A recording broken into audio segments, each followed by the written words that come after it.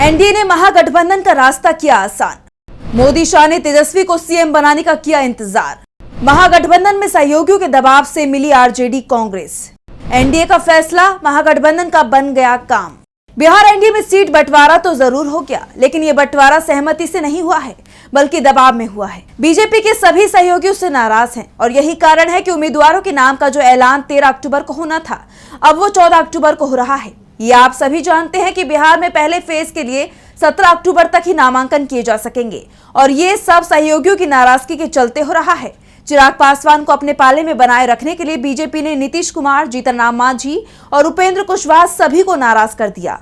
इन सभी ने सिर्फ बीजेपी के दबाव में सीटों के बंटवारे को स्वीकार किया है। ऐसे में चुनाव के दौरान ये दल एक दूसरे की कितनी मदद करेंगे, इस पर सवाल उठ रहे हैं। लेकिन एनडीए का ये सीट बंटवारा महागठबंधन के लिए किसी संजीवनी से कम नहीं दिखाई दे रहा है। पहले से ही महागठबंधन की स्थिति मजबूत दिखाई दे रही थी और अब एनडीए में सीट बंटवारे के बाद जिस तरह से रार मची हुई है, उसने तेजस्वी यादव और कांग्रेस दोनों को कई मोर्चों पर एक साथ बड़ी राहत दे दी है। तो आज हम एनडीए में मची घमासान ने कैसे महागठबंधन का रास्ता किया साफ, इसी पर करेंगे स्पेशल रिपोर्ट में बात। नमस्कार, मैं आंचल।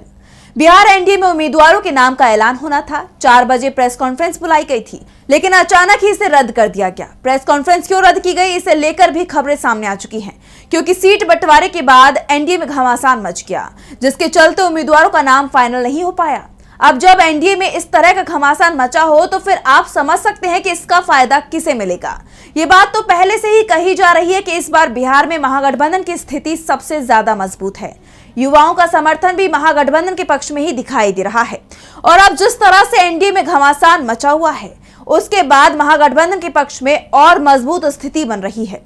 साथ ही एक और बड़ी राहत महागठबंधन को मिली है और वो ये कि कांग्रेस और आरजेडी के बीच में सीट बंटवारे को लेकर जो रस्साकशी थी वो खत्म हो गई है, क्योंकि महागठबंधन के दूसरे सहयोगी ज्यादा सीटों को लेकर दबाव बनाने की कोशिश कर रहे हैं।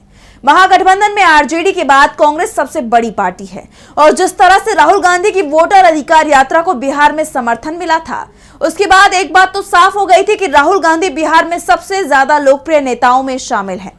लेकिन गठबंधन के दूसरे सहयोगी जिस तरह से सीट बंटवारे को लेकर दबाव बना रहे थे, उसने जरूर राहुल गांधी और तेजस्वी यादव की चिंता बढ़ा रखी थी। लेकिन अब एनडीए में सीटों का बंटवारा हो चुका है। वो बात अलग है कि सीट बंटवारे के बाद वहां बगावत के हालात हैं, लेकिन महागठबंधन अब दबाव से उबर गया है। एनडीए में सीटों का बंटवारा ऐलान हुआ, उसके कुछ देर बाद ही तेजस्वी यादव दिल्ली पहुंच गए, जहां उन्होंने राहुल गांधी से मुलाकात की और इस मुलाकात में ये साफ हो गया कि अब ज्यादा दबाव सहन नहीं किया जाएगा।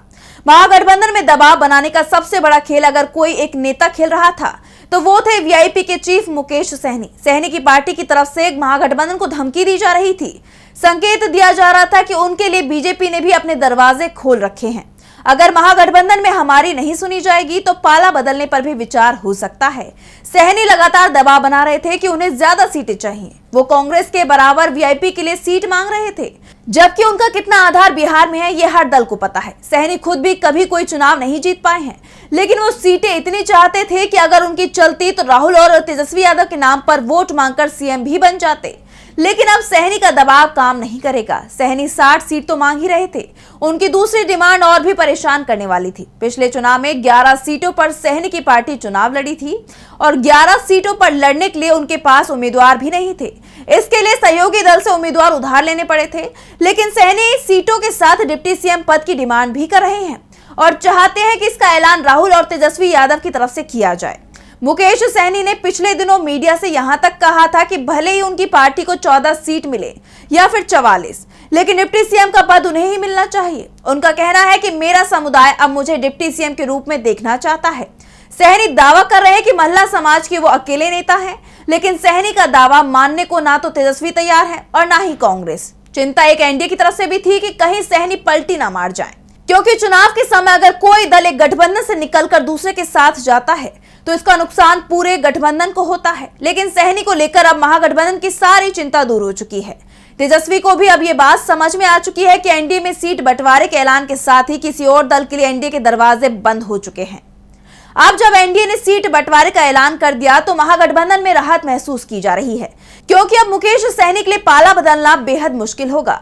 वैसे तो सियासत के बारे में कहा जाता है कि इसमें कुछ भी असंभव नहीं है, लेकिन सीट बंटवारे के ऐलान के बाद एनडीए में जिस तरह की लड़ाई शुरू हो गई है, उसके बाद एक बात तो तय है कि अगर वीआईपी के लिए जगह बनाने का असंभव हो चुका काम बीजेपी करने को तैयार होती भी है, तो उसे वीआईपी के लिए सभी सीटें अपने कोटे से ही देनी होंगी, क्योंकि सहयोगी तो पहले से ही कम सीटें मिलने के चलते नाराज हैं। ऐसे में ये बात अब मुकेश सहनी भी मान रहे हैं कि अब पलटी मार का समय खत्म हो चुका है। इस तरह तेजस्वी यादव और कांग्रेस को राहत मिली है और वो मुकेश सहनी के दबाव से निपटने में थोड़ा मजबूत महसूस कर रही है। सहनी के अलावा महागठबंधन में और भी कई पार्टियां हैं, जिसमें जेएमएम, आरएलजेपी, सीपीआई, सीपीएम के साथ सीपीआई-एमएल भी शामिल है। इनमें से कोई भी दल बीजेपी के साथ नहीं जाएगा। ये बात तो तेजस्वी और कांग्रेस को भी पता है। चिंता सिर्फ वीआईपी को लेकर थी और वो अब खत्म हो चुकी है, इसलिए अब सीट बंटवारा आसानी से होता दिखाई दे रहा है। दिल्ली में राहुल और तेजस्वी यादव की मुलाकात में बहुत कुछ फाइनल भी हो गया। राहुल और तेजस्वी की मुलाकात के बाद बिहार कांग्रेस के अध्यक्ष राजेश राम का एक बयान भी सामने आया। उन्होंने कहा, इंडिया गठबंधन से सभी विषयों पर चर्चा हुई। उस चर्चा में सम्मानित राहुल गांधी जी और अन्य सीनियर लीडर थे और अभी सब विषय पर हम लोग काफी पॉजिटिव संदेश है। हम लोग जो बिहार के गठबंधन के परिप्रेक्ष्य में हमारे इंडिया गठबंधन के तमाम पार्टनरों के परिप्रेक्ष्य में उनके विषयों पर हमने संवाद किया राहुल गांधी जी से, और हम समझते हैं कि जो हमारी स्टैंड थी इंडिया गठबंधन के साथियों के साथ, वो स्टैंड हम लोगों ने क्लियरली रखी और उधर से भी हम लोग को मार्गदर्शन क्लियरली मिली कि क्लियरली लड़ी। वो सारी बातों पर हम लोग बता दिए हैं। सारे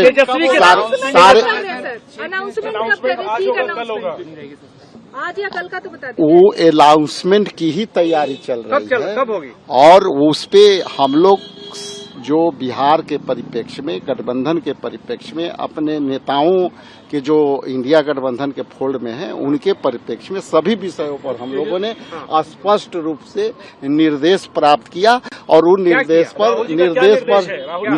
पर हम ज्वाइंटली बताएंगे ना। अच्छा, ये बताइए तेजस्वी के साथ बैठक कब है? तेजस्वी के साथ बैठक कब होने जा रही है? बहुत जल्दी। आज संभावना है, आधे घंटे बाद आज संभावना है। और हम लोग इसके बाद हम लोग सीधा सीधी ये है कि सभी ट्रैक पर है, सभी विषय इंडिया गठबंधन ताकतवर से। फिलहाल अब महागठबंधन में सब कुछ ऑल इज वेल दिखाई दे रहा है, तो एनडीए में सीट बंटवारे के बाद भी मुसीबत बढ़ती दिखाई दे रही है और यही कारण है कि पटना में धर्मेंद्र प्रधान को डेरा डालना पड़ा है। वो एनडीए के तमाम सहयोगियों को रात भर मनाते रहे, बैठकों का दौर चलता रहा, लेकिन एनडीए नेताओं के ट्वीट बता रहे हैं कि वो बीजेपी हाईकमान के दबाव में शांत जरूर हैं, लेकिन उनकी ये शांति तूफान से पहले की खामोशी है। लोकसभा चुनाव में तो बीजेपी इसका बड़ा नुकसान पहले ही उठा चुकी है और अब बिहार की सत्ता भी सहयोगियों की नाराजगी के चलते उसके हाथ से फिसलती दिखाई दे रही है।